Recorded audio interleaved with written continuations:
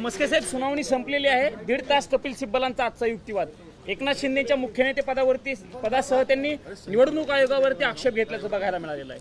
हे बघा, युबीटीच्या युक्तिवादामध्ये इतर मुद्दे नसल्यामुळे केवळ निवडणूक आयोगाच्या भूमिकेवरती प्रश्न उपस्थित केले जात आहेत.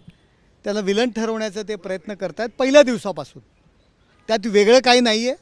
आणि विधिमंडळ पक्षामध्ये फूट पडली आणि राजकीय पक्षात फूट पडली नाही. राजकीय पक्ष वेगळा, विधिमंडळ पक्ष वेगळा, अशा पद्धतीच्या जे काही युक्तिवाद चालले आहेत, मला एवढंच सांगायचं आहे, विधिमंडळ पक्षात त्यांच्यासोबत कोणी नव्हतं हे तर ऑलरेडी प्रूव्ह झालेलं आहे.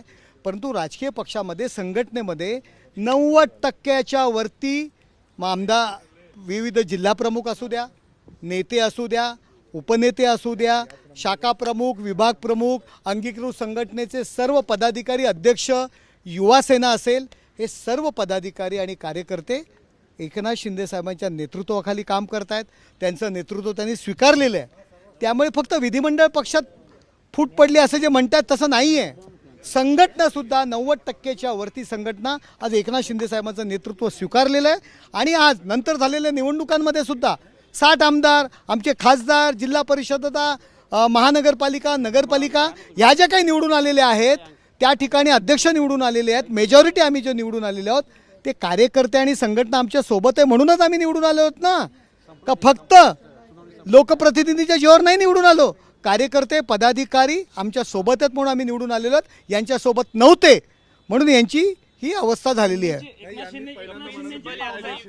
शिंदेची पावलं निवडणूक आयोगाच्या तत्वांना धरून नाहीयेत. एकनाथ शिंदे यांची पावलं निवडणूक आयोगाच्या तत्वांना धरून नाहीयेत, हा सिब्बलांचा दावा करत असला. हे बघा, सिब्बल बोलत असताना आपण पाहताय की युबीटीचे जे काय आता उरलेले शिल्लक, सद्यस्थितीला जे काही शिल्लक खासदार आहेत, ते कशा पद्धतीने त्यांची चेहऱ्यावरती भावना निर्माण होत आहेत. आणि त्या भावना निर्माण होण्याकरता त्यांना थोडंसं मनामध्ये काहीतरी बाबा आम्ही जिंकू ही भावना निर्माण होण्याकरता माननीय सिब्बलजी बोलत आहेत, ते खुश होत आहेत. आमचासुद्धा युक्तिवाद सुरू होईल तेव्हा तुम्हाला कळेल की नक्की भूमिका काय आणि आमची बाजू काय.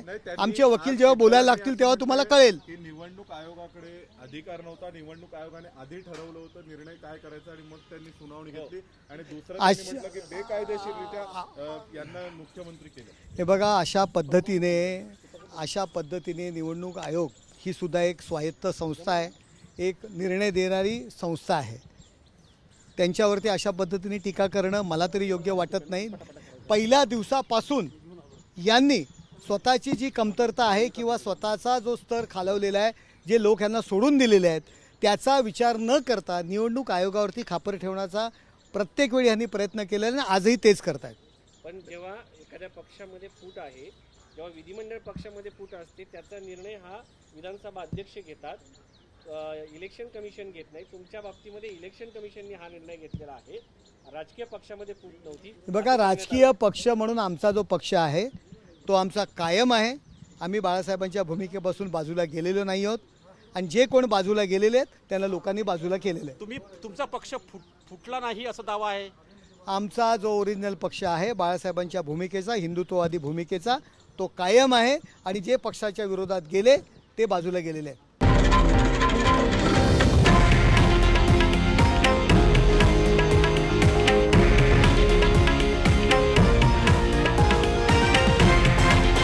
हे आहे देशातील नंबर 1 न्यूज नेटवर्क आणि आपण पाहत आहात TV9 मराठी, एकमेव.